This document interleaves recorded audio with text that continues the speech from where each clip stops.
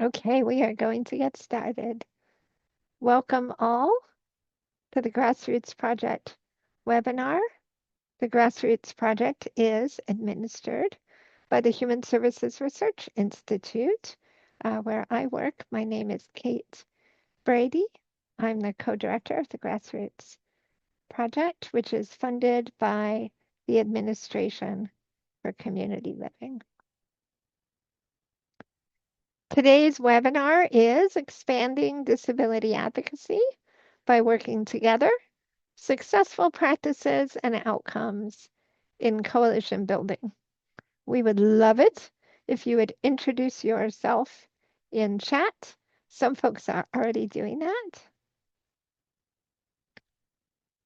Our agenda today is that we'll do intros, welcomes, share some logistics with you, and then we will have presentations from 3 fabulous coalitions: the Disability Policy Consortium in Massachusetts, the Disability Public Health Task Force, hosted by ABLE, South Carolina, and the Ohio Olmstead Task Force.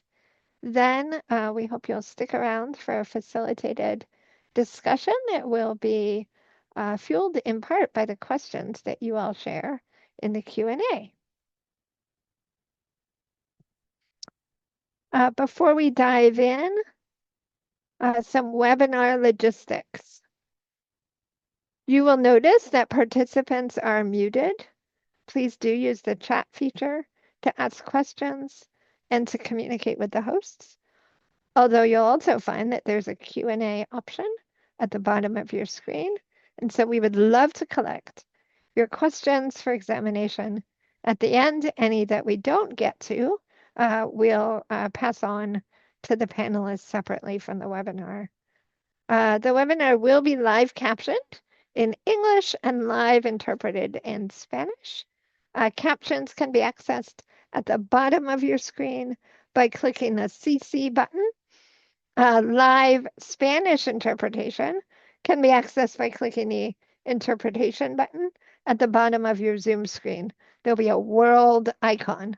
And once this in the Spanish channel, you're going to want to silence your original audio. So I'll now read that in Spanish for those of you listening. En Spanish se puede acceder a la interpretación en español en vivo haciendo clic en el botón Interpretation en la parte inferior de la pantalla de Zoom, icono del mundo. Una vez en el canal español, por favor, silencie el audio original. With my apologies to any native speakers here. Due to a recent Zoom update, full accessibility, including ASL interpretation, may not work if you are participating with us via a mobile device. It seems that when you are on a mobile device, one cannot see ASL slides, ASL interpretation and the slides at the same time. So you'll need to swipe on your phone or other mobile device to find the ASL interpreter if you need to. We are in direct communication with Zoom about the limitation that this has created and are doing collective national advocacy to address these systemic accessibility issues. Please do contact us with any questions about other accommodations in the future at grassroots@hsri.com. Last but not least, this webinar includes polls and evaluation questions, and we would love it if you would be willing to engage in this way by responding to us. So I failed to give a visual description. On the screen here, you'll see our full team.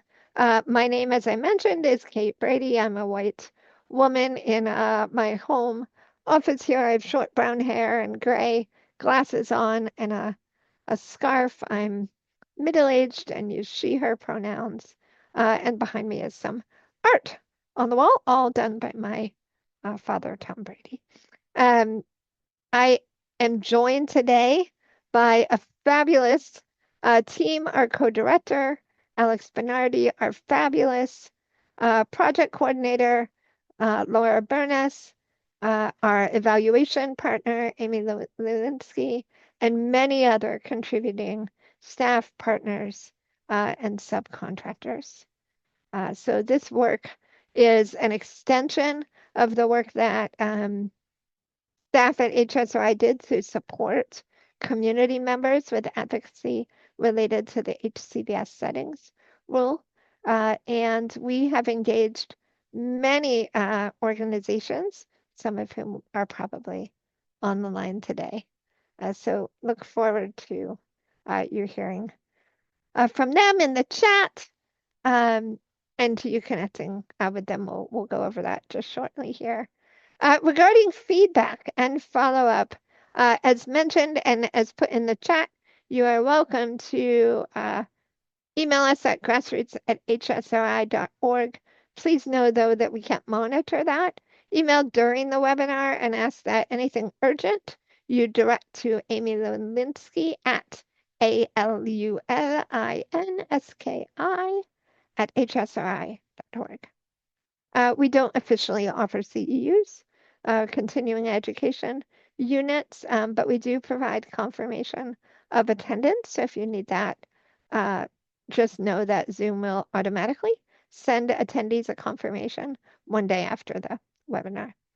You're also going to receive a link to the webinar recording and other materials such as slides and resources one day after, and the webinars and associated materials, including a transcript and PowerPoint and plain language summaries, will be archived on the Grassroots Project website, and we will share that link with you in the chat. It is also here on the screen. So at this time, we would love to hear from you via the poll that Laura is going to share on the screen about who is joining us today. The first question there is, in what ways do you identify with the disability community? You are welcome to check all answers that apply. If you'll scroll down in that poll, the next question is, what is your gender identity? Also, you can check all that apply. The third question is, what age group do you belong to? And we've banded those age groups. Fourth question, are you Hispanic or Latino? Fifth question, what is your race? Of course, check all that apply. And that is the final question there. And I see already that we've got a tremendously diverse group in age and gender, and particularly in the myriad of ways that you all relate to the disability community. Glad to see that we have disabled people here, advocates here, people working in disability organizations, caregivers or staff. Looks like everyone is answered, so we'll end that poll and share the results. So you'll see here a wide variety of folks, although a majority of people here today are identifying as women. We have a diversity of age groups and some diversity in racial identity, but a majority of people identifying as white. So we'll stop sharing those results and keep going so that I can tell you just a little bit about the Grassroots Project. The purpose of the project, which was launched in 2023, is to support national, state, and local disability advocacy and action coalitions, as well as individual advocates in building networks to stay informed about the policies that affect people with disabilities. we are also supporting people to come together to ensure that their perspectives, uh, preferences, and priorities are reflected in the systems that provide supports.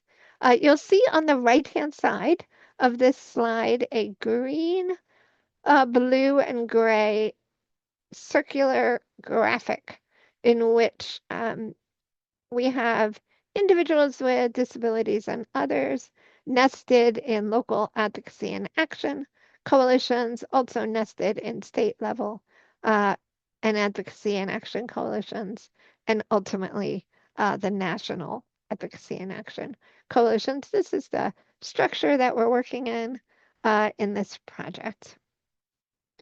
We have some key partners, a funded national advocacy and action coalition inclusive of the National DD Network, the National Independent Living Network, and a myriad of national advocacy organizations, including the Autistic Self-Advocacy Network, the Self-Advocates Becoming Empowered group, the Paralysis Resource Center, and the National Association of State Head Injury Administrators.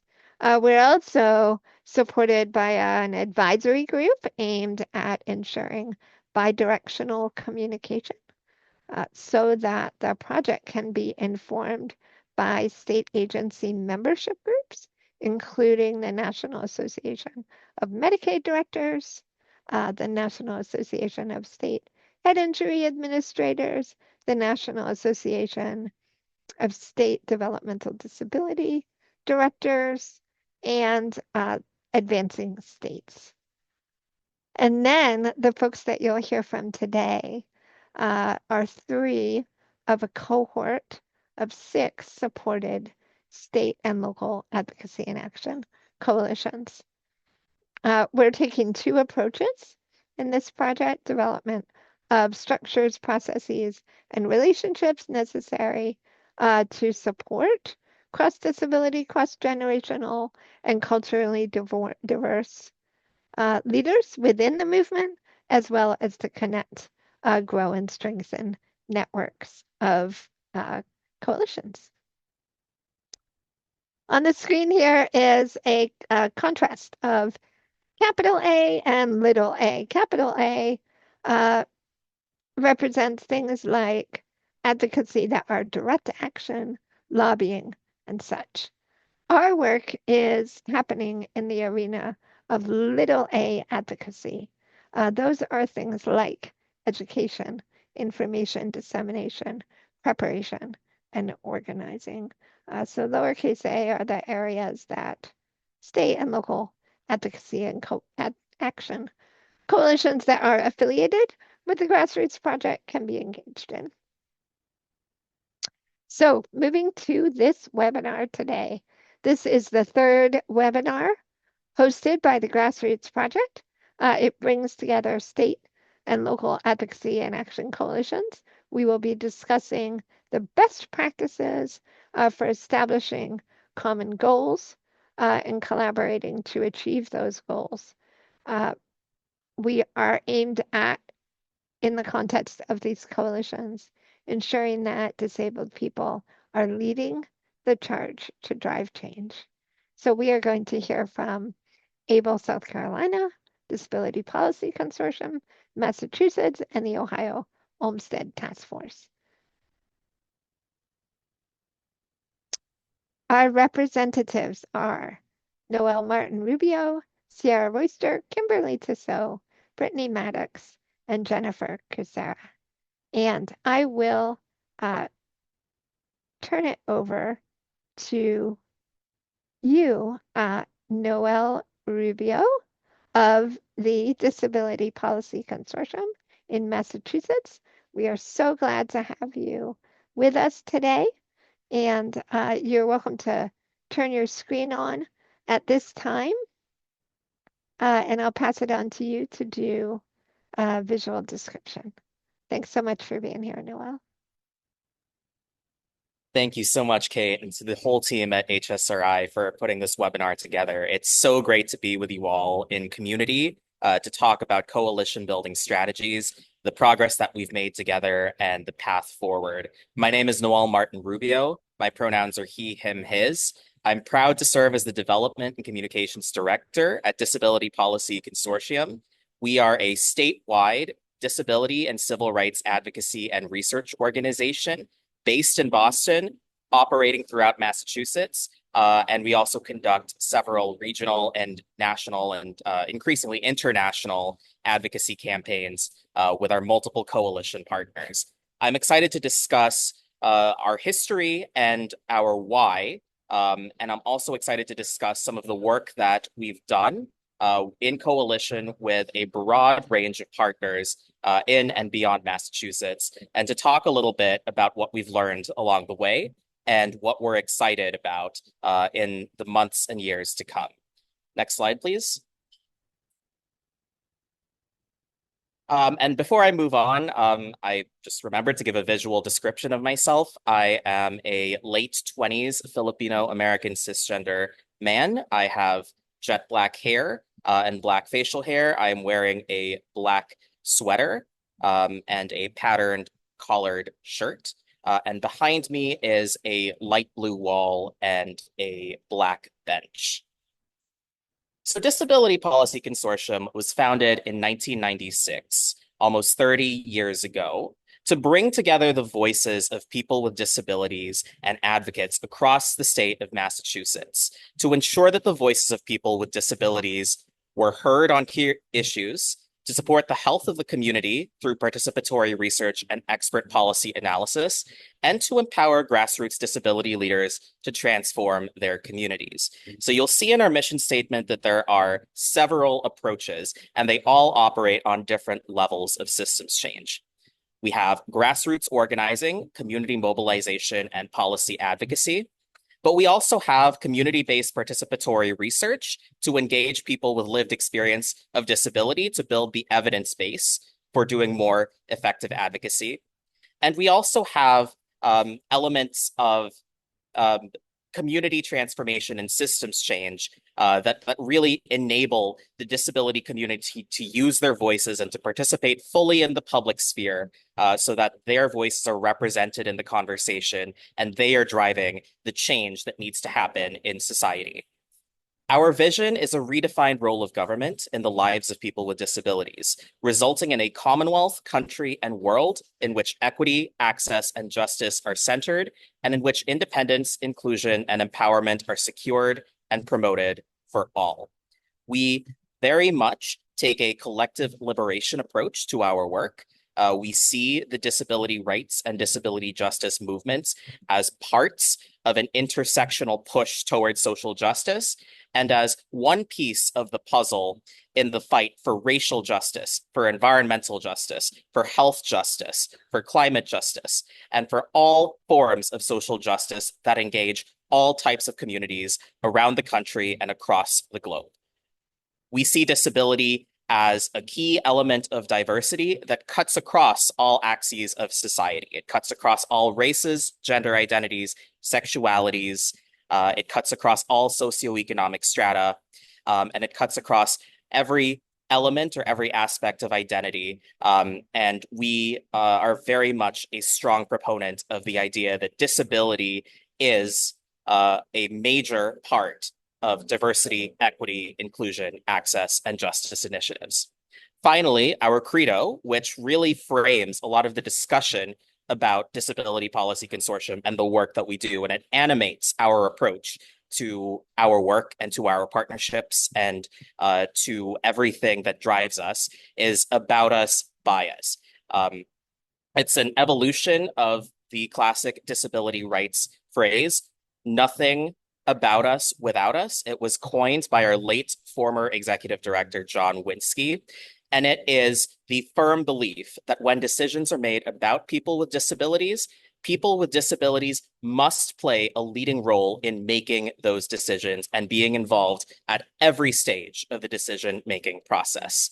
On the right of the screen, you will see a picture of our 2023 Paul Spooner Generational Leadership Summit. It is a relatively new initiative that we have launched in coalition with the Massachusetts Developmental Disabilities Council and the Boston Center for Independent Living to really pass the torch to the next generation of disabled leaders and advocates. I'll be talking a little bit more about that in later parts of the presentation, and I'm also happy to discuss more about our upcoming Leadership Summit, which is happening next month in Marlborough, Massachusetts, during the question and answer and open discussion section. Next slide, please.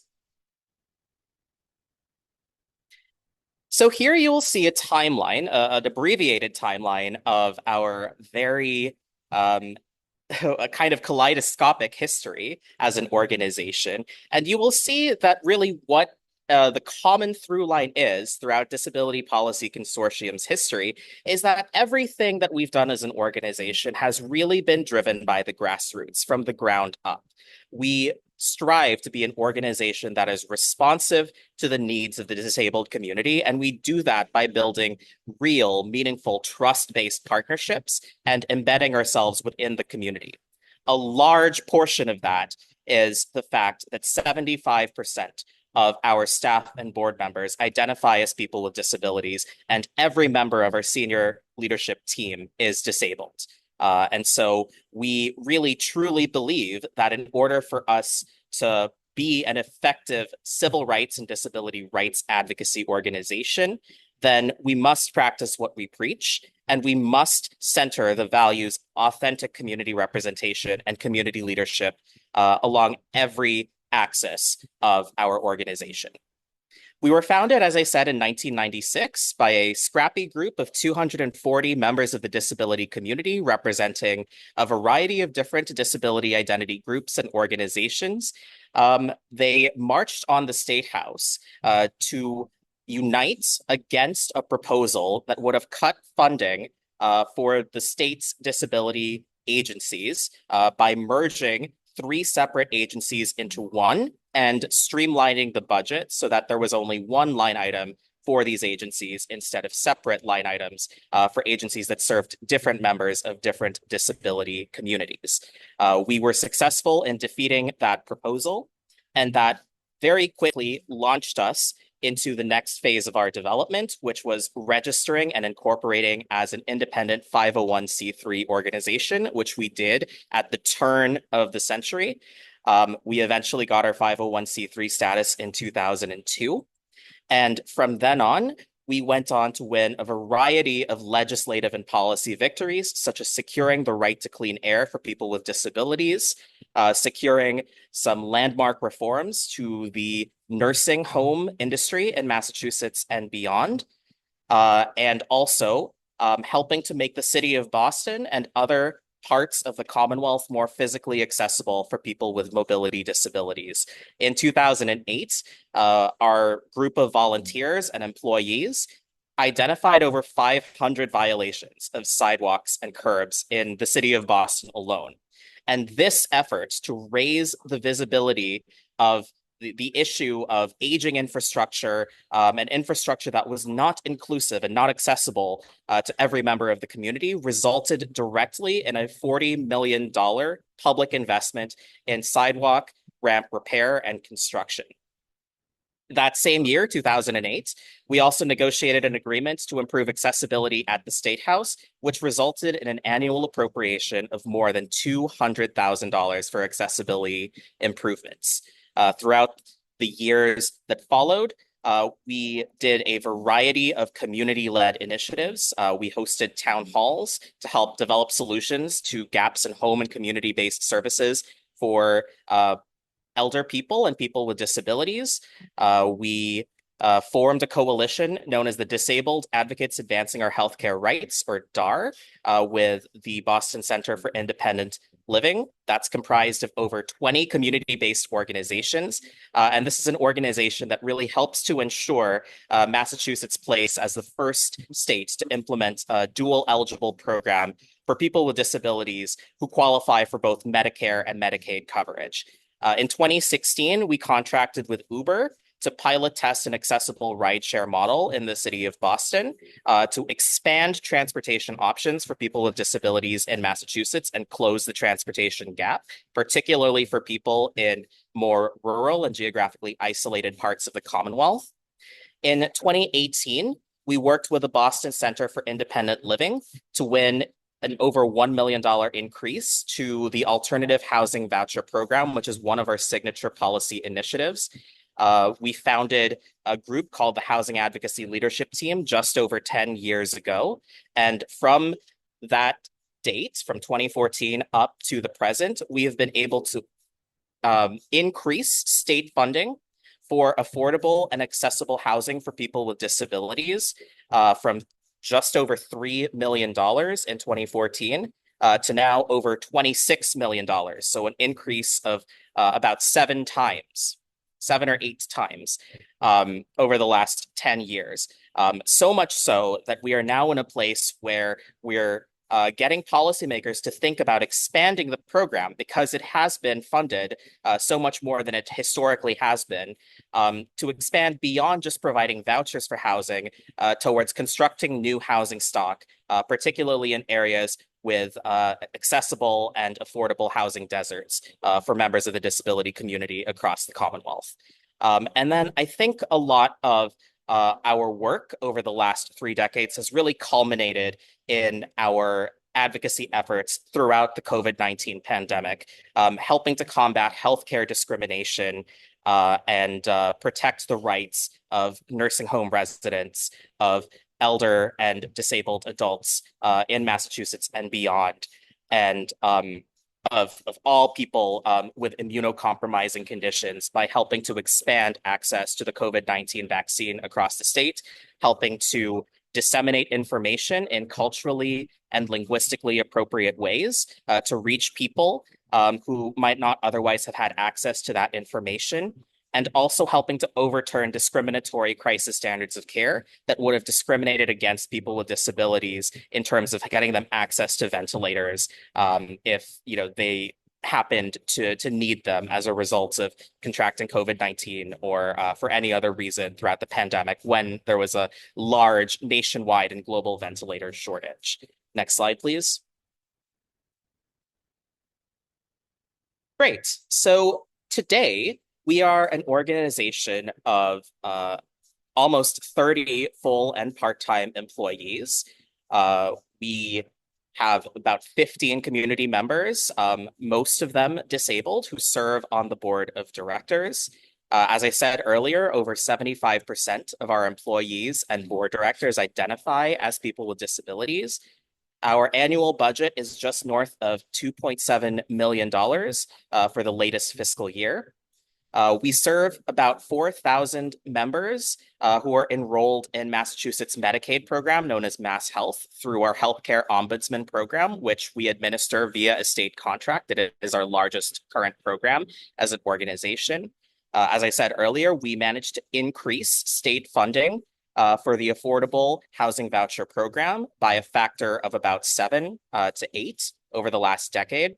And right now, our key legislative issues include protecting and advancing the rights of consumers who use wheelchairs through our work in coalition with the Disability Law Center, the Center for Public Representation, and other legal and service provision groups across Massachusetts to expand our wheelchair warranty and repair efforts and really protect the rights of consumers, wheelchair users, and users of durable medical equipment and assistive technologies. We work with a bunch of other legal advocacy groups to protect the rights of disabled parents in the family and juvenile court system. We have been working on the issue of Medicaid estate recovery to really protect the assets and the generational wealth building opportunities of families with members who are disabled, and many of whom come from low or middle income situations. And we really feel that this is an economic equity issue because a lot of times the only opportunity for these families that are enrolled in Medicaid programs to maintain wealth and to pass it on to future generations is by preserving their house. And so we work on limiting the ability of the states to recover Medicaid or other public health care expenditures from a decedent's estate, so that we can protect their assets and their ability to pass those assets, such as their houses, on to members of their family. And we also work on issues of healthcare non-discrimination, as well as providing comprehensive and responsive independent living supports to members of the community across and beyond Massachusetts. Next slide, please. So I really love this graphic because I think it captures the essence of our approach to systems change. It is the image of a river, and it is taking a look at how we engage through our advocacy, through our research, through our direct services, and through our education and training work in systems change at every level, from the downstream individual level to the upstream systems level. So on the individual level, we work with individual members of Mass Health, which is our state Medicaid program, to provide healthcare mediation, patient advocacy, and case management services, such as productive referrals to social care and healthcare and other community resource groups, for about 4,000 Medicaid members each year through the state contract with our state Medicaid agency.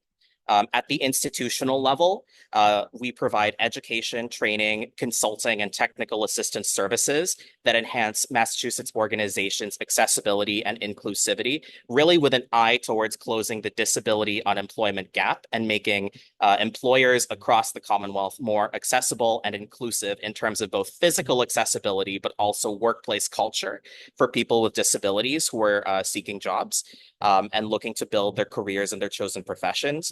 At the community level, we conduct participatory research that centers the voices of people with lived experience of disability in order to shed light on key issues facing the disability community.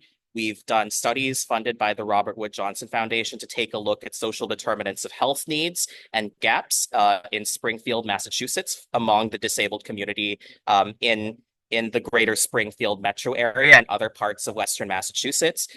We are currently working with the Institute for Community Inclusion at the University of Massachusetts, Boston, as well as Mathematica Policy Research on an ACL-funded research study over 5 years to scale up the evidence base for promoting competitive and integrated employment for persons with disabilities, working with state vocational rehabilitation agencies to scale up the progressive employment model that will place disabled job seekers in work-based learning immersion experiences and really help them build the skills and the networks that they need to succeed in their careers and to really gain and maintain upward economic mobility. And at the systems level, really the cornerstone of our work and what got us started in the first place is our grassroots organizing and advocacy for structural, institutional, public policy reform, as well as our intergenerational knowledge transfer efforts through things like the Generational Leadership Summit that we host each fall to develop the next generation of disability rights advocates and community leaders. Next change, please. Next slide, please. Excuse me. So here is a simplified logic model of what we do and how we achieve what we set out to do. So our inputs include our dedicated representative and effective staff, board, and volunteers that really are at the heart and soul of everything that we do and drive and make possible the change that we seek to make happen in and beyond Massachusetts. A lot of our team members, as well as volunteers and members of the community and the coalitions that we work on, have deep subject matter expertise and credibility.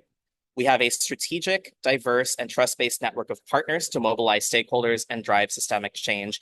And that leads to our short-term outputs and midterm outcomes and longer-term goals.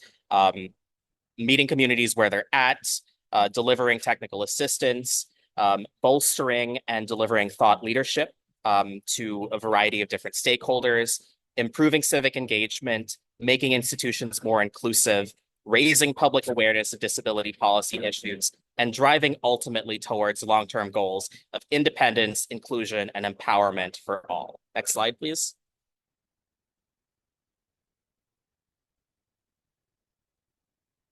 So here are a couple of examples of the coalitions that we've led. I've already touched on a couple of these, such as Disability Advocates Advancing Our Healthcare Rights, which actually just won a major victory in convincing the state to withdraw a request for proposals that would have consolidated the ability of independent living centers to conduct independent assessments and evaluations of people with disabilities enrolled in public health insurance programs in order for them to be eligible to access long-term services and supports and home and community-based services. We were able to maintain the independence of the independent living centers, which are rooted in the communities, to continue to conduct these assessments. Our other partnerships in action include Commissions on Disability Alliance. We work with Commissions on Disability at the municipal level to really create networks and ability for folks to come together and share resources and make their advocacy more effective and break down some silos. And then finally, here are a couple of examples of our thought leadership publications, such as our annual legislative access agenda and some of the pieces around accessible event organizing and other things that we've put out to really be used by members of the community in making programming more inclusive and accessible. And then here is a collage of some of our partnerships in action, our state house events, our advocacy events with legislators, and so on. And I know that we are running short on time, but these slides will be shared out. And so the last slide just showcased a roadmap of where we want to go in the future and what we're most excited about and what our coalition work has really helped to make possible. So thank you very much for your time and your attention. Here is contact information in case you're interested in learning more and reaching out. You can always feel free to reach me or my colleagues, and we're always happy to have a conversation about the path forward and how to empower, include, and raise awareness of our community and the issues and the populations and the groups that we serve. Thank you very much. Thank you so much, Noel. It's a pleasure to hear from the Disability Policy Consortium. It is my pleasure now to turn it over to Kimberly Tissot and Sierra Royster from Able, South Carolina. I'll let them introduce themselves and give a visual description as they come on camera. Welcome, Sierra and Kimberly.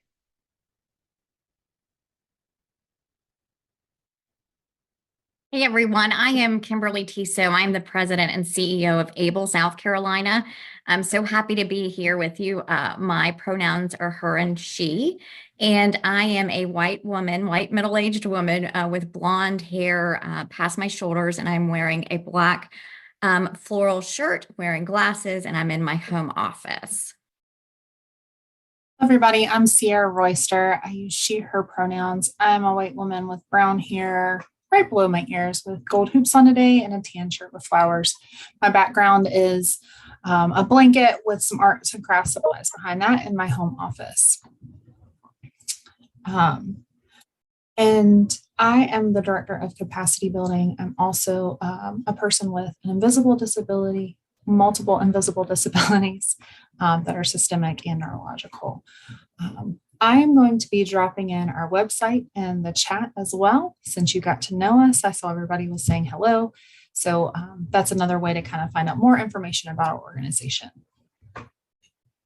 I forgot to also demonstrate my disability. I'm a very proud disabled woman. I have a physical disability and a lot of healthcare conditions. If I was presenting in person, I'm a woman who has one leg. I had a high-level amputation from childhood cancer, and my style of mobility is walking on crutches. I'm also, a mom, so I'm a disabled mom who also has a child with an intellectual disability. And so very happy to represent two. And I think I think disabled parents are very different from non-disabled parents. So want to first, and just real quick, we did not get the memo about making our slides fancy. So our slides will be very simple, not as fancy as Noelle's. That was beautiful, Noelle. But I do want to, before we get going, I do want to just say a little bit about our organization. We are a Center for Independent Living, and we are actually celebrating our 30th anniversary this year. We are a true change agent, a disability-led organization, and we're seeking transformational changes in the systems level, communities, and individuals. And we provide over 30 programs, and that includes one-on-one services around independent living supports, and all the way to advocacy. So we provide pretty much anything that people with disabilities are needing. And we have done legislative advocacy as well. Most recently, we led the efforts to eliminate subminimum wage in South Carolina. So we became the 13th state to do that. Woo! And then we also passed legislation in 2017 around parents with disabilities. And so that was called the South Carolina Persons with Disabilities Right to Parent Act. Before that act, parents were being discriminated on the basis of disability and even having their children removed and not being able to adopt or foster. But now we've definitely changed that. We are one of 3 CILs in the state. We have 2 locations, and we offer services in the Midlands and upstate, which is 23 counties out of 46 counties. But many of our programs are statewide as they provide systems level change. And we also do a lot of national and international work as well. We have nearly 70 staff members and lead the state in systems change regarding disability. And we also elevate and center the voices of people with disabilities in all that we do. Over 86% of our staff are people with disabilities, as well as the majority of our board of directors. So we didn't just live this, we didn't just learn this, we live this every single day. I'm very proud of it. Just to brief our mission, we had to actually create a longer mission because of all the things that we do. But we are an organization of people with disabilities leading the charge to equip people with tools to foster pride and direct their own lives. And so that's through individual services. We serve about 25 individuals a year. We also educate the community to challenge stereotypes and eliminate barriers. And that is through a lot of our community education. We do a lot of speaking engagements. We do architectural and website accessibility testing, and we help with compliance around the Americans with Disabilities Act, IDEA, and the Rehabilitation Act of 1973. And then we also advocate, obviously, for access, equity, and inclusion on really all levels, not just in South Carolina as well. And our disability approach and has really incorporated and used the motto, nothing about us without us, is why we decided to really jump in on some of the work that we're doing for this project. And so we're going to talk a little bit about that right now. So Sierra? Okay, before we get moving into a lot of what we do, we want to introduce you to make sure that you know this language, you're familiar with these acronyms, because it is the core base of a lot of our project, but also our coalition's work. So one thing I'm going to drop into the chat right now is the Home and Community-Based Services. It's HCBS, and that is a waiver program. It's designed to help provide Medicaid covered services for individuals who would otherwise end up in a nursing home or an institution. So by offering these services, the idea is that the individuals would be able to receive their services in their own home or the community. And the point of the HCBS waiver for people with disabilities is to really promote independence, autonomy, quality of life for eligibility, for eligible individuals.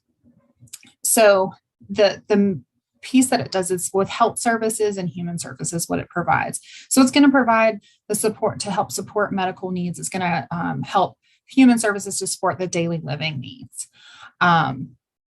So that's some language that we want to make sure that you have. And then the other one is going to be early, periodic, screening, diagnostic, and treatment. I say those really slow because it's taken me a long time to remember all those words, but that's going to be EPSDT.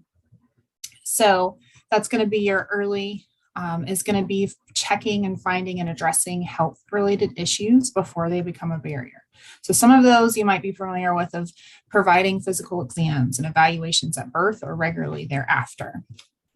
Periodically, that's going to be medical or other healthcare visits at regular scheduled intervals to monitor growth and development. That's going to be for infants, monthly, and then quarterly checkups for children, adolescents, annual physical examinations, and dental cleanings. The screening is going to be where you're providing physical, mental, developmental, dental, hearing, vision, and other assessments to identify risk. So you're going to see that it does a lot. It covers a lot. And then those screenings are going to include your developmental screenings, your vision screenings, mental health screenings. That diagnostic, that D in that acronym, is going to be performing special or specific tests to follow up when a risk is identified. So that's going to be your physical exams. You'll get that, blood tests, genetic testing, imaging, so EKGs, x-rays, developmental testing, hearing, vision, psychological, neurological. All of those things are going to be included into that. And then last, so you see the T, it's treatment. Think about this as services. It's an easier, understandable word that we all know that the disability community uses quite often. And that's going to be helping reduce health concerns or addressing goals that people may have. So that's going to be your mental health interventions, behavior supports, speech, physical, and occupational therapy. That's going to be your attendant care. It's going to be autism services. It's going to be inpatient and outpatient services, nursing care, speech, language services, a gamut of services that people with disabilities need. So the two reasons we want to make sure you are familiar with that is because this is the crux of our coalition, the work group that is working specifically on this project, and why we brought individuals together. So Kimberly is going to talk more about our South Carolina status and where we're at. So these are going to be acronyms you see in there, and we want to make sure that you know what those mean. So the HCBS is going to be for somebody that's 18 and older. EPSDT is going to be, this is a federally funded, federally mandated Medicaid program that's free to anyone under 21 that receives Medicaid, not just people with disabilities. This is going to be for people that are on Medicaid and all different Medicaid programs. So there's an important piece of that. Born to 21, but then there's that little overlap where HCBS, if you're eligible for that, would pick up for the individuals that qualify at either 18 or that 21 when they transition out of the EPSDT services. So as Kimberly's kind of going over some of that, you'll see some of those acronyms and this. And so we wanted to make sure that you had that information as well. So go ahead, Kimberly. Yeah, thanks, Sarah. So wanted to give you a little bit of a snapshot of South Carolina and kind of why we decided to do some of this grassroots work around EPSDT and home and community-based services. So we have nearly 57,000 people in South Carolina that are in institutional settings. We recently had a study from the Boston Consulting Group that our state paid for, and it was published in January of this year. And it really showed that South Carolina has significant gaps.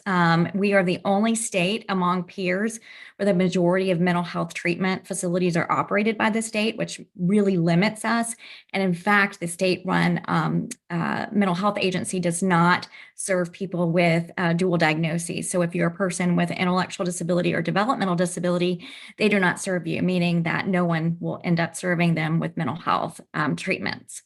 And South Carolina has one of the most fragmented health and human services agency structure versus all other states.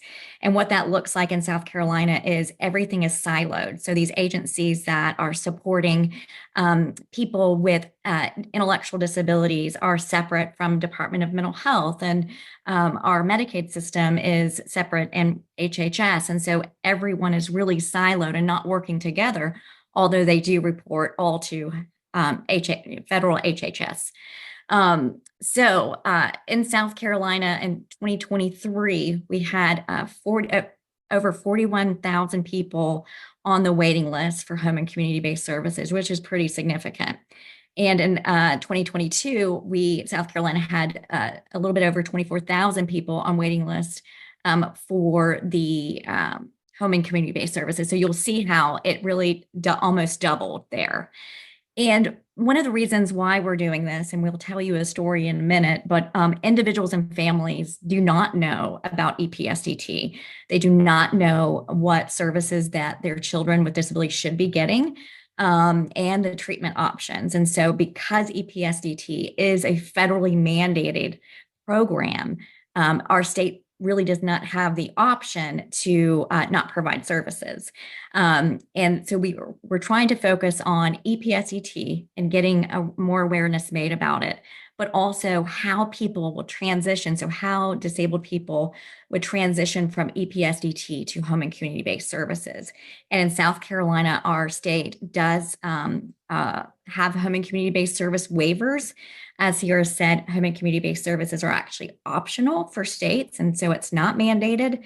But in South Carolina, those waivers are really focused around people with intellectual and developmental disabilities, including and spinal cord injuries and TBI. So that's where the focus is, and we've got to do a lot of education. But when they do age out of EPSDT, we're wanting to connect them to home and community-based services and have that transition be smooth.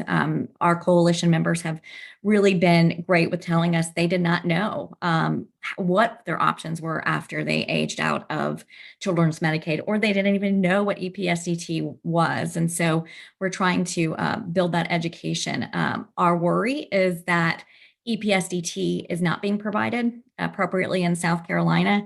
And so that's really limiting the independence of people with disabilities. And then our home and community-based service programs are also relatively weak. And so how can we put people in home and community-based services, which are weak, when they've never had the services that they were entitled to? So they're a lot of times they have significant need. So we will go to really quick before we go to the other slide. Well, we're here, but I just wanted to just give everybody a warning before we go into this conversation or this overview of an actual individual within the institution, and know that this is a real story. There is graphic detail and horrific details that are hard for some to hear. It's hard for everybody to hear, but it may be very triggering for some. So if you need to step away to take care of yourself and just come back when we head on to the next slide, that is completely okay. Put us on mute and wait for the next slide. But it is important that we share these stories, because if people don't know the truth of what really is happening, then the need for the services is not as important and pressing. And so we did think it was very valuable, because if you're not familiar with these things, we want you to be familiar with what's happening in your state and the condition of people with disabilities in your state are actually living in, if you don't know. And so this is the why. It's absolutely the people. We hear these stories. We're disability led. We've experienced these issues as well. And so the issues is what really drives a lot of our services and program design. So I'm going to tell you a little bit about Alex. We did change his name just for confidentiality reasons. He is an autistic teenager with also a significant seizure disability and suffered severe abuse and neglect at a residential facility. Initially 90% able to independently use the bathroom, Alex regressed to needing to wear adult incontinence pull-ups 24/7. So when he entered the facility, he was completely able to use the toilet independently. And so there was a lot of regression, because that is not where he was when we pulled him out. He went over 5 years without necessary ankle foot orthotics, and leading to severe physical deterioration, with the point where he was unable to climb stairs, was unable to really walk very far, when he was able to do that before with his ankle braces. Still today, his ankles turn inward to the point that he practically walks on them, and that's because of some of the growing that he had done in the facility. And so he was there starting at 12 years old, and we got him out just a couple years ago. So when he was 17. He also suffered from numerous injuries, bites, lacerations, falls, really truly neglect, which resulted in the need. One even resulted in the need for staples to his head, a broken collarbone, and a nail that was bitten off, which resulted in a dismissal of a member of personnel and a lifetime ban on working with children. Alex was also taken to the hospital for treatment. The mother of Alex called every single state agency in South Carolina, and no one was really listening to her, and no one was doing anything about the situation. She got a hold of Able South Carolina, and we really started doing everything that we can to really advocate for him. We got him out of the institution. That institution is now closed. He's living at home with EPSDT services. He just turned 18, but he is still receiving EPSDT services in the home. So that is a home and community-based type of service EPSDT is. But after months in the hospital, the medical bills reached over $1 million. And so home and community-based services via the EPSDT would have allowed Alex to live with his family originally, rather the lack of options, which resulted in a really dramatic and more costly healthcare system, but Alex's quality of life. And so this is the stories that we keep hearing is that there are no services in South Carolina and really limiting people's ability to be successful and independent. I will say that Alex is home. He is receiving home and community-based services and excelling and doing really, really well. He is back to using the toilet independently. And so he's really been able to catch up, fortunately. But that's the type of fight we had to pull in the governor's office. We had to do a lot of advocacy to make sure that he was receiving the services that he is entitled to and the state is federally mandated to provide. So I want to talk a little bit about the coalition that we run. Able South Carolina has created and we lead a number of coalitions, some around employment, some around public health, emergency disasters, a number of different programs. We also run the state's Advocacy Day for Access and Independence, where we take a needs assessment from people with disabilities and their results and create barrier removals to the issues. And so we advocate for that annually. But in 2023, Able South Carolina, with support from ACL and South Carolina Assisted Technology Program that's housed in our USAID, we established the South Carolina Disability Public Health Task Force. And we have a number of goals that we're working on, including redoing the policy around medical rationing, because right now our state's medical rationing policy is discriminatory against people with disabilities. But the group is made up of 45 members of advocates with disabilities, advocacy organization, allies, and state agencies, including the main state agencies, so Department of Public Health, Health and Human Services, Department of Social Services, RDD agencies, and the University of South Carolina, just to say a few. And our work really truly centers around the issues that impact people with disabilities regarding public health. We saw public health disasters in our state, and I know this was not just South Carolina when COVID hit, just lack of healthcare access, the medical rationing issue, lack of education for public health entities to even serve people with disabilities. And so the program we are working on with the Grassroots Project, we are going to talk a little bit about that now, but this is, we created a work group within the coalition made up of people with disabilities, the majority, and some parents like Alex's mother to be able to provide input to the project that we're doing. So Sierra, do you want to tell everybody about the project?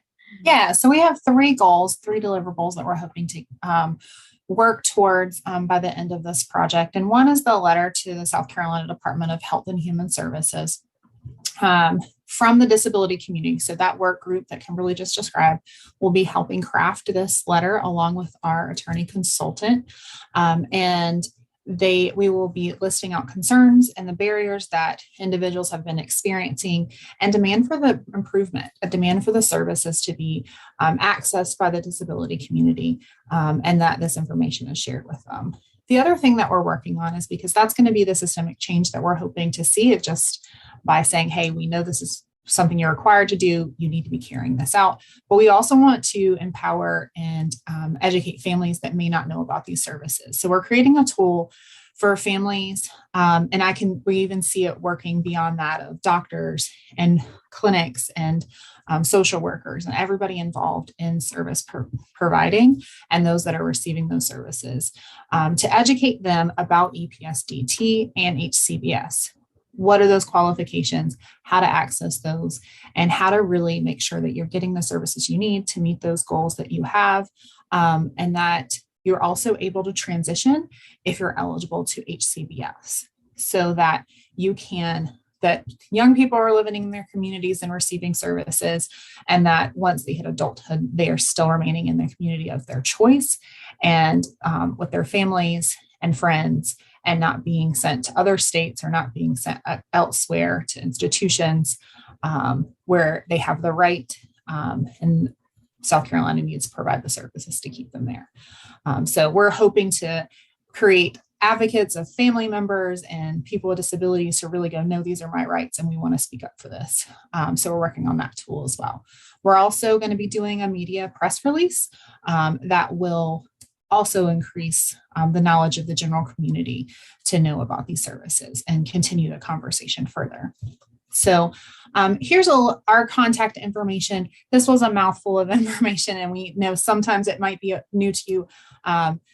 Please feel free to reach out. We may not know everything about it, but we can definitely get you in contact if you need help navigating the different ropes. Kimberly, do you have anything else, I guess? Yeah, I don't. And please feel free to reach out to us. We only had 10 minutes, and I think we may have went over that a little bit, but we can talk strategies. We can talk how we are doing all of this work to be able to pull people with disabilities together to and center their voices and truly really elevate their voices to make sure that our state is hearing from the disability community and making change. So thank you. Thank you, Sarah and Kimberly. Great to hear about Able South Carolina and all that you're doing.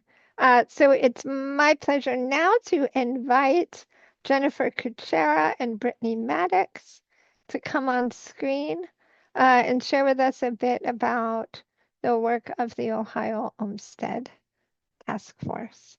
Thank you both for being here. Hi, everybody. My name is Jennifer Kuchera. I'm a white woman in my mid-50s. I was born with a developmental disability. I am the chair of the Ohio Olmstead Task Force. I also work at a Center for Independent Living in Columbus, Ohio. And I use the pronoun she, her. I have a purple background and my hair is kind of pulled back today. Brittany? Good afternoon, everyone, or good morning, wherever you may be joining us from. My name is Brittany Maddox. I use she, her pronouns. I am a 35-year-old white woman with long brown hair. Today, I have on a black shirt and a black headset. My background is some long vertical blinds and a tan wall. And I am the vice chair of the Ohio Olmstead Task Force, also known as the acronym OOTF. So I will start off our presentation. This first slide states our name, who we are, what we do, and why it matters 2024. And the left part of the screen is the state of Ohio in blue, and it says Ohio Olmstead Task Force in white throughout the state. Next slide. Okay, so this slide depicts the Ohio State House on the left-hand side. And on the right side, it has words that state what is the Ohio Olmstead Task Force.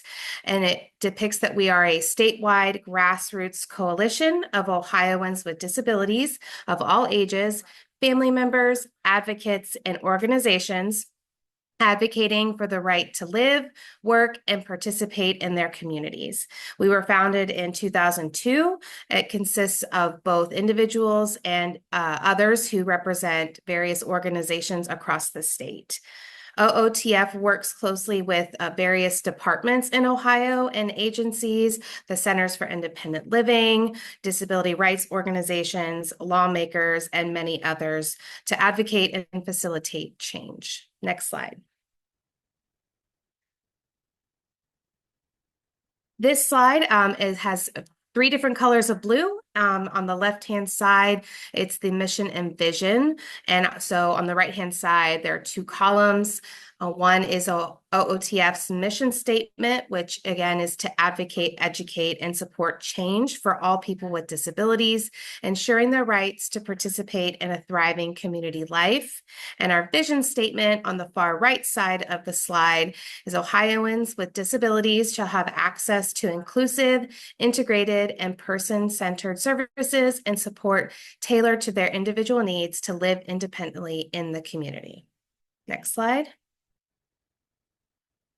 So our structure is on this slide. And at the top right, it's again our logo, which is the blue Ohio State with Ohio Olmstead Task Force in white. Our officers are chair, vice chair, treasurer, and secretary. We have both voting members and non-voting members at large, and we have various subcommittees and ad hoc committees. So we do have the steering committee, which is made up of the hosts or co-hosts of the standing committees, and Jennifer and myself, and our treasurer and secretary as well. We meet twice a month to discuss various issues and things that keep us running and going together each month. Our standing committees, we have a legislative committee that works to review public comments that are up in Ohio, also look at the various bills that are coming out, how do they impact people with disabilities, and we usually will write testimony as well and submit that to the State House. We also have a public relations or PR committee that runs our website, creates documents for us, helps us out, makes things look pretty. And our finance committee, which keeps all of our money together. So we love our finance people.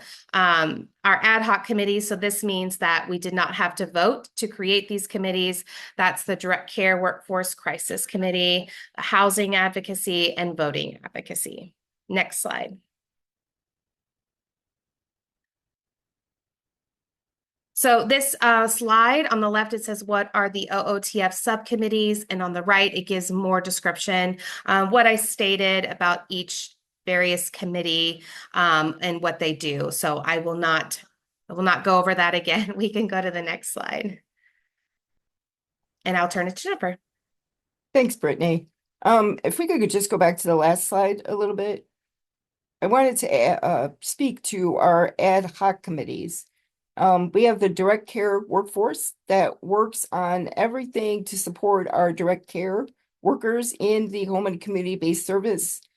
We have several different waivers throughout our state. There are nursing home level of care waivers, along with IDD waivers or developmental disability waivers. I think all told, we have 11 waivers throughout our state. So the direct care workforce work group works on issues, again, surrounding our direct care workforce. We'll talk more about this, but we've had legislative days to try and raise the wages of the direct care workforce. And most recently, we're going to talk about the some of the abuse that's happening on the IDD side with folks that live at their homes. And we kind of want to learn more about how that system works and what we could do to advocate for change. And we also started recently the housing advocacy work group. There's a lot of grassroots advocacy involving housing going on across Ohio. And so we join people together, mostly from the Centers of Independent Living, along with people in the Medicaid department, some of the managed care organizations. And we are working on some state level issues right now. So everything that we do, we try to remain statewide focused on. Go ahead, next slide. So the history of OOTF. How did we do this? We actually started in 2002, and we are still very much grassroots. I say this because if we can do this, any state can do this. They really started by meeting in libraries. It was one of the centers of independent living, the Ability Center in Toledo, Ohio, and the University of Toledo that got together. And we, at the time, this was before Medicaid expansion and money follows the person. We had not accepted either one of those in our state yet. And literally, people were sick of being in nursing homes, and some people obviously were able to live in the community, but our state was not doing enough. So they met in libraries, and little by little, they created the Ohio Olmstead Task Force. They worked with the Medicaid department. They even staged at the State House. They a sit-in where the what is that organization, Brittany, that I'm thinking of? Adapt. Yes, thank you. I'm sorry. Adapt helped. They came to Ohio and they helped organize a sit-in at our state office until the Medicaid director would listen to them. And again, slowly but surely, Medicaid expansion did happen in Ohio. They brought the Money Follows the Person program here. So initially, we got funding through our Ohio Department of Medicaid with the Money Follows the Person program to start OOTF. The money was initially housed at Medicaid, and then it ended up going over to DD Council where they kept our money. But when the Money Follows the Person program, it did not end, but we didn't have a contract with Medicaid anymore to perform any service. Initially, we did a housing, not a retreat, but a housing conference. And we did not want anybody else to house our money anymore. So that is why we ended up becoming a 501c3, so that we could manage our own funds. And we are different than a lot of other grassroots groups as far as we know, because we do provide mileage and reimbursement to caregivers so that advocates can attend various events. We are all volunteer at the moment. So, I mean, it's really a great group. And to think about all the things that we do and being volunteer at the same time, it's pretty amazing. Next slide. So, to increase our membership, again, we started out with very, very small numbers back in 2002. And slowly but surely, we have developed a very we have very great participation from our Centers of Independent Living and the Ohio Statewide Independent Living Council. There is a great group of advocates from across our state. We have many, many regions in Ohio that are represented as far as disability advocates go. We are still looking to increase our numbers, so we're doing a lot of outreach through open houses and participating in events to get the word out that we exist. But we also have members from the state departments, like the Ohio Department of Medicaid, Ohio Department of Aging. We have the Aging Committee organizations represented. They're called the AAAs in Ohio, Area Agencies on Aging. Co-Ohio, the homeless organization, is involved with us. I'm sure I'm missing a few, but there are a pretty broad range of organizations that are involved along with the disability advocates. We are and will always remain disability run and led. That will never change, even though we do have partners that do not have disabilities, but they advocate on behalf of people with disabilities. Next slide, please. Some of the things that we have accomplished within the last 2 years, we had a care event at our state house, in part to educate legislators. We gave out awards for caregivers.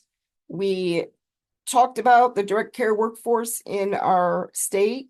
There was even a video that one of the folks that one of the independent living centers created, where they interviewed several folks with disabilities about the direct care workers that they have and the system that we have in Ohio. So we had a lot of laughter, but we also had tears. We had a lot of, it was really just a great event, and we hope to be doing this again next year, either at the State House, or we're even thinking about doing it regional now. So every year we'll have a different care event in different parts of our state. We've provided public comment on various different rules, the waiver changes. Self-direction is being added to 2 of our nursing home level of care waivers. We've commented on that. We even have partnerships with the Ohio Department of Aging and Medicaid to work on self-direction in our state and to get more of waiver alignment across at least the nursing home level of care waivers. We do a lot of speaking, like Abel mentioned. 2 of the things recently, we've talked about housing at 2 or 3, the Ohio Housing Finance Agency and the homeless organization Co-Ohio. We've done speeches or talked about accessible, affordable housing. And we participated in a disabled women making art event. And it was literally a celebration of Olmstead decision, where we ended that. We had everybody in the room draw in the style of Lotus Curtis. So they had to draw a self-portrait of themselves or somebody sitting next to them. And it was, again, really well received.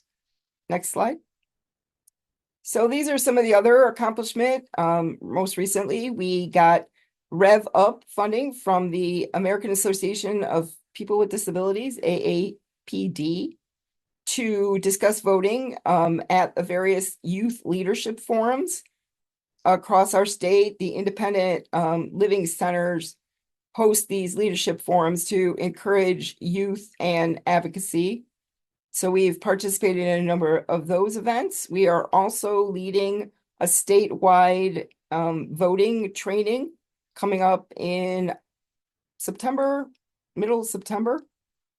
And like I mentioned, we always work on policy, self-direction. We've made many comments at the State House around various laws. And we definitely meet with legislators on a regular basis, either with advocacy days right at the State House, where we encourage people with disabilities to attend. And again, we pay all their expenses so that there's nothing that they have to work out of pocket for to be there with us at the State House. And we are currently also working on ending subminimum wage. So the 14C certificates, we're having an advocacy day again in the middle of September to encourage our legislation to help us end the subminimum wage. So the idea that we're doing with the Grassroots Project is an HCBS, Home and Community-Based Services Advocacy Retreat. And in the photo, and I apologize for not doing the other photos, sometimes I'm so passionate, I get carried away, so I deeply apologize. But there's a African-American lady holding a sign that said, "Our homes, not nursing homes." And there's other people doing a rally or a protest in the background of the photo. So we've noticed that there's a lot of pockets of grassroots advocacy going on across our state. And some of it we are involved in and some of it we are not. So what we wanted to do is host a fun but working event for all of us to get together, because all of us get Zoom fatigue at one time or another. So we thought this would be great to do this in person. It's going to be a 2-day, all expenses paid advocacy retreat at a local near Columbus, Ohio, towards the end of September. And some of the topics, at the beginning topic, we are going to imagine an HCBS, home and community-based system. If we forget the system that we currently have in place, and we're going to recreate what would be our ideal system. So that's going to be kind of our icebreaker, our beginning thoughts and discussion. And then we will go on from there and base in reality and hope to come away with some things like budgetary asks, so that we can do more advocacy surrounding the budget next year, like we did last year.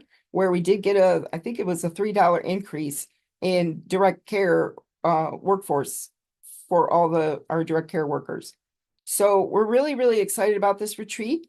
And here is the ways to get a hold of me or Brittany. We have some social media accounts and also our website. Thank you so very much. Thank you, Jennifer and Brittany. If we can invite all panelists to come on screen. The excellent and brilliant Alex Bernardi, co-director of the Grassroots Project, is going to lead a Q&A, and I'm going to pull these slides down. Thanks again, all. Thank you, everyone. And this has been a tremendous set of information that each of you have presented. And I've been standing here just paying attention to all of the passion that each of you is doing. As Kate mentioned just a little bit ago, we're going to move into what is kind of a lightning round conversation at this point, given where we are with time. I'll do a brief introduction of myself. I am a white woman with dark frame glasses. I am in my home office with a bunch of books behind me. I have shoulder length, grayish, brownish hair, and I use she, her pronouns. I want to pick up on all of the presentations that you all did. And I guess each of you at some point in your conversation talked about the origin stories of your organization, describing events and situations in your own state that were the catalysts for creating the mighty disability advocacy organizations that you're working with. And oh my goodness, what a list of projects you have underway, including the work that you're doing through this grassroots advocacy group.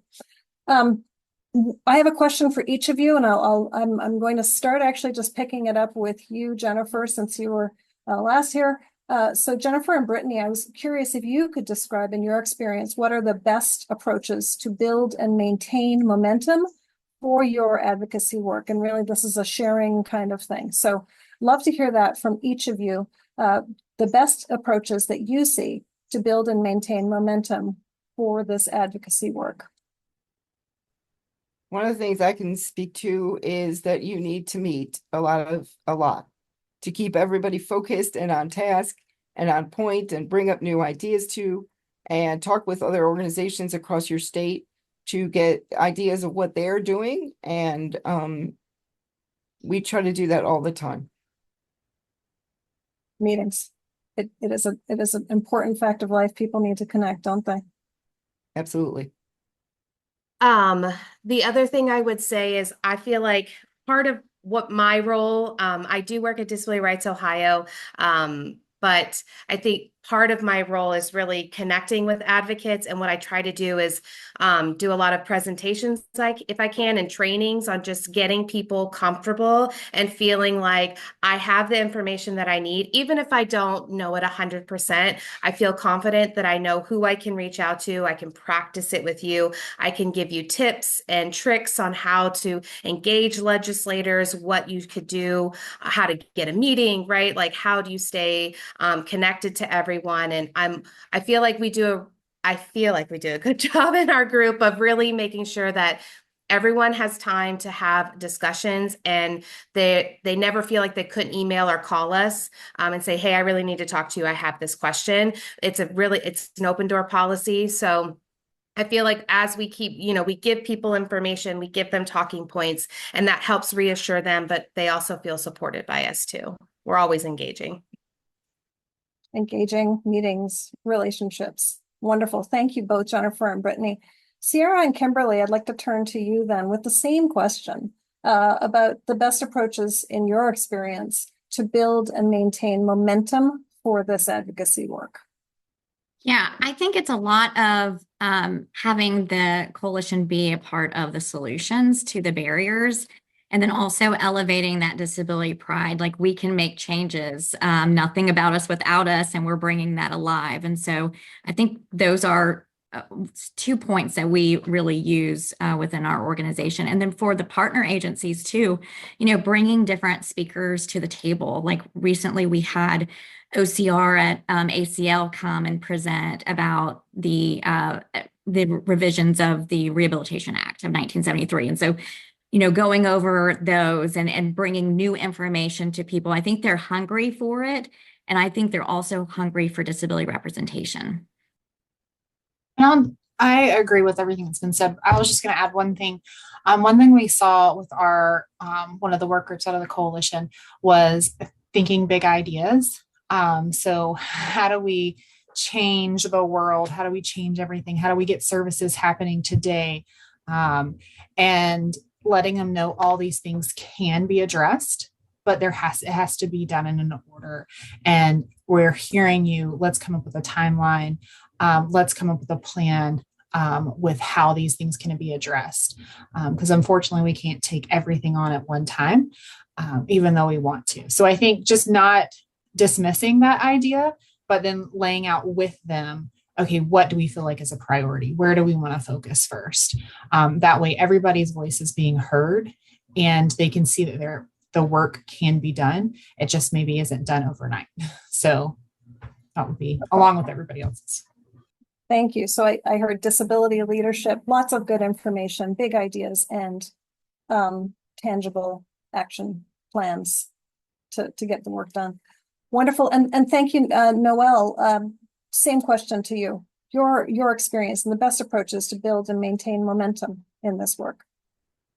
Absolutely. Well, I think momentum is incredibly important. And I think the best way to do that is to continue to communicate, the progress that has been made so far through the work that you've done with your various coalitions to keep folks engaged and informed about what's happened and what still needs to happen. And I think as folks have said, provide opportunities for folks to come together regularly to discuss what the future state should look like and what still needs to be done. And I think really putting it into the context of public discussions about things like, for example, state budgets and what are some initiatives that are happening that either represent opportunities to grow funding and investment for whatever it is you're advocating for, or what are opportunities to oppose proposals that might threaten the progress that has been made so far. I think it's just a matter of playing the long game and making sure that you're communicating to folks what has been done, what still needs to happen, and kind of what is the broader context in which we're operating, what's at stake, and how can you get involved, providing multiple opportunities for people, multiple touch points for people in the community to get involved and to make their voices heard, and giving them the resources to do that. I think a big part of our work, and I didn't get the chance to touch on this, is enabling people in the community to fully participate in the public policymaking process by, training them to identify and contact their representatives, participate in public hearings by developing and delivering effective testimony, and really making the case that, every voice matters and every perspective is valuable. And that, if these are decisions that are being made about the lives and the livelihoods of people with disabilities, then, it is imperative that people with lived experience of those disabilities be at the forefront of the conversation about how resources are allocated, and how policies are structured, in order to really be represented in the design and the rollout and the evaluation of programs that affect their everyday lives. Fantastic. Thank you, Noelle. And we really heard about all of the opportunities to build people's connections with these important policy activities. Thank you, Laura, for bringing up our final slide. This is if you scan that QR code or you go to the link that will be in chat. This is a brief survey we were asking you to provide just to give us some feedback on this presentation. And I do want to particularly thank our panelists who joined us today to share so much information. I feel like hopefully everybody who has been here today has gotten a good introduction to these and some other groups we heard about in chat. And finally, I would like to say the question and answer section has been open, and I see that our panelists have been answering it over as they could. There still are a few unanswered questions, and what we will do with both the answered and unanswered questions is bring them together, see if we can get answers for the broadest swath of questions, and also post those, make those available to people who attended this when we do follow up in email. So once again, thank you everyone for your participation. This has been a full conversation. And if you have a moment before you move on to the rest of your day to complete that survey, we would very, very much like to hear from you. Please keep in touch through our email address, grassroots@hsri.org. There will be more to come, and keep on the lookout for that. With much appreciation, enjoy the rest of your day, everyone.